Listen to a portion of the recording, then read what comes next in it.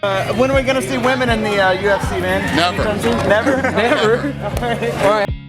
Dana White never wanted women to fight in the UFC, but as a smart businessman, he saw the star power possessed by one Ronda Rousey. Fight fans all have an opinion on Ronda, which is exactly what makes her a massive star. She is definitely on the Mount Rushmore of UFC stars, and she changed women's sports forever, whether you like it or not. Her aggressive fighting style, charismatic personality, and undeniable good looks skyrocketed Rowdy Ronda Rousey to the top of UFC cards for years. Welcome back to Unlikely Success. Let's talk about how Ronda Rousey created a lane never seen before in combat sports: the fighting woman superstar. From UFC inception in 1993, the promotion was built on male fighters completely. They ignored women's athletes altogether. As you hear in the clip at the beginning of this video, Dana White never wanted women fighters as part of the UFC. Sure, women could be ring girls, but the UFC president did not see a path toward legitimate women's divisions as part of the UFC. What changed his mind? Ronda's drawing power, intense personality, incredible performances, and marketable look were what made the UFC president eat his words. Ronda and the UFC would become a match made in fight promotion heaven, but her journey toward being an MMA star began before she ever joined the UFC. Ronda's star started in Strikeforce within the MMA community, but by the time Ronda had arrived in Strikeforce, she was already an accomplished two-time Olympian in judo with a bronze medal to show, captured in the 2008 Olympics. She would make her amateur MMA fighting debut in 2010, submitting Hayden Munoz in 23 seconds via armbar, a very fitting beginning to becoming the baddest woman on the planet. Ronda's amateur career would last less than 2 minutes across 3 bouts, with every fight ending in a Rousey victory via armbar. 2011 would see Ronda make her professional debut and fight 4 times. Each fight would end like her amateur ones did, via armbar, first round submission in less than a minute. This was some serious Mike Tyson level domination to start a career. A budding star was clearly on the horizon, but could she possibly just be a product of lower level competition? The question on every MMA's fan's mind at the time was, is Ronda Rousey really this good? Ronda would have the first major fight of her young MMA career in 2012. It was her 3rd fight in Strikeforce, and she would challenge Miesha Tate for the Women's Bantamweight Championship. Miesha Tate had a 12-2 record, including winning the Strikeforce Bantamweight title via a tournament and a title defense leading into this matchup. In the lead up to the fight, it was noted that Ronda had pushed heavily to fight Miesha, even being quoted as saying, "I really want to have a title fight against Miesha Tate. I don't want to take a risk on her losing." The build-up to this fight was based in a lot of trash talk and clear disdain between these two. The animosity made for great promotion. Tate believed that Ronda was only getting this title shot because she was, quote, pretty, and not for any accomplishments that she actually had in MMA. On March 3rd, 2012, the two women faced off, and Rousey would not disappoint. She would defeat Miesha Tate via first-round armbar. The fight would be the longest of Ronda's young professional career, but it did not go past the first round. It was a star-making performance, and the build-up to the fight, mixed with the result, would change women's mixed martial arts forever. Only 9 days after Ronda won the Strikeforce title, UFC parent company Zuffa would buy Strikeforce.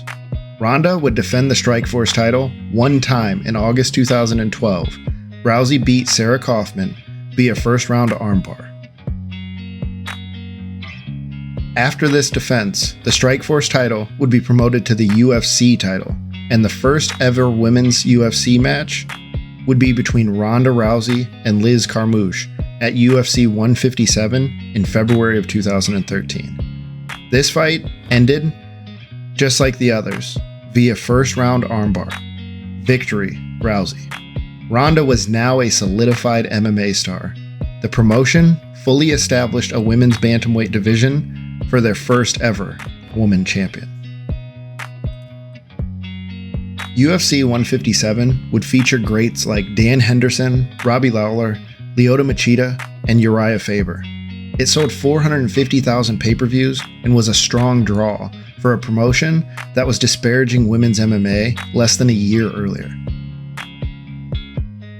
UFC 168 in December 2013 would feature Ronda Rousey versus Miesha Tate in a rematch as the co-main event to Anderson Silva and Chris Weidman. This card is most notable for what happened to Anderson's leg, and Ronda having to fight for more than a single round for the first time ever, followed by a very polarizing moment for the dominant women's champion. Anderson's leg injury was a viral moment, but Ronda refusing to shake Miesha's hand impacted her career nearly as much as Silva's broken leg. Fans began to turn on Ronda and saw her as being petty, disrespectful, and arrogant. For my money, I found this to be a great fighter quality. It was not every fan's cup of tea though, and Rousey began to face heavy backlash. UFC 168 was the second highest performing UFC event ever, with over 1 million pay-per-view buys. This was a bright moment for the baddest woman on the planet, and she performed at a very high level. Following the success of UFC 168, Ronda would face Sarah McMahon just 3 months later as the main event of UFC 170. Ronda would win via TKO with a knee to the body in the first round. This would mark the end of the armbar submission victories for Ronda Rousey, capping the total at 8. The pay-per-view drew an estimated 340,000 buys and was down from the prior year debut, but it was still higher than UFC 169, which featured 2 UFC Championship bouts. Rousey was clearly a major star for the UFC at this point. As the co-main event of UFC 175 in July 2014, Ronda would again land an impressive victory without her patented armbar, beating Alexis Davis in 16 seconds via punches. The knockout is tied for the fastest in women's UFC fights. Ronda Rousey was now 10-0, all by finish, 9 first-round victories, 2 UFC main events. She was on top of the MMA world. I don't mean on top of the women's MMA divisions, I mean on top of MMA. In February of 2015, Ronda would headline UFC 184 against Kat Zingano. The fight's co-main event would feature Holly Holm. More to come on her later. Ronda would defeat Kat Zingano in 14 seconds via armbar. A full-fledged, beautiful Mike Tyson was on UFC's hands at this point. It was unheard of how Ronda was destroying her opponents. Women could not even make it out of the first round. I mean, it only happened once. The pay-per-view would draw 590,000 buys, with a decent but not great undercard, and the main event was clearly carrying this pay-per-view. The future looked very bright for Rousey, and no one could predict what was going to come in less than a year. UFC 190 would take place in August 2015, and Ronda faced Betch Correia. She would defeat her in 34 seconds and dedicate the match to Rowdy Roddy Piper, who had passed away the night before. The event drew 900,000 buys and solidified that Ronda was the top UFC draw. Ronda would step into the octagon again in 2015 in November against Holly Holm. This fight would change her career in MMA forever. In the second round of the fight, Holly would knock Ronda out with a vicious head kick. It was a one-sided fight where Ronda lost the first round of her professional career and was eventually knocked out. The event had 1.1 million pay-per-view buys and a major mainstream buzz. Ronda's amazing run as champion had come to an incredible halt. In the first 6 fights of Ronda's UFC career, she had fought just a shade over 3.5 rounds, winning every minute of them. The defenses averaged under 3 minutes and displayed sheer domination. After defeat, Ronda was in unknown territory. The world would see Ronda in an interview with Ellen where she shared the depths of this defeat, and she was not handling the loss well. After a year-long layoff, Rousey would return in December of 2016 to face Amanda Nunes at UFC 207. The return fight was a vicious loss where Nunes claimed superiority and retired Ronda. Ronda may not have officially retired from the UFC, but she has not fought since. The event drew 1.1 million buys. Ronda Rousey's UFC career saw her headline 2 of the top 10 performing pay-per-views of all time, dominate 12 straight fights, and become the UFC's most marketable star. The 3 biggest UFC stars in history are Conor McGregor, Brock Lesnar, and Ronda Rousey. For a promotion that didn't even want a women's MMA division, her run was remarkable. Since leaving the UFC, Ronda Rousey has been seen in a few action films with cameo spots, but her primary focus has been on becoming a WWE superstar.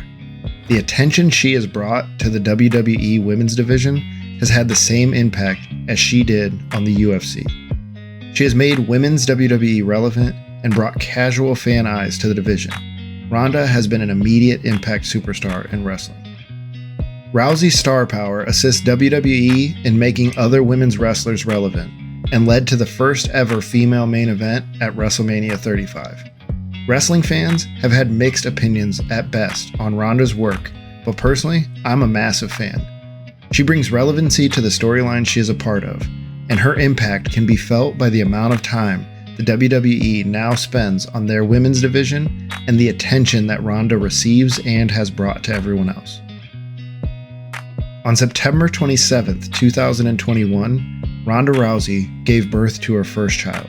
Only 4 months later, she would return to the WWE and win the Royal Rumble in January of 2022.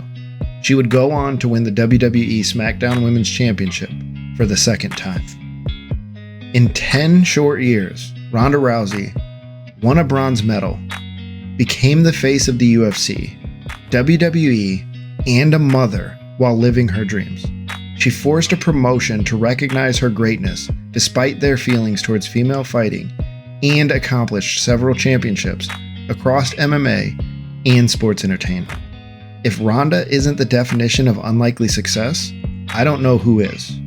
Until next time, keep chasing your dreams and keep chasing your success.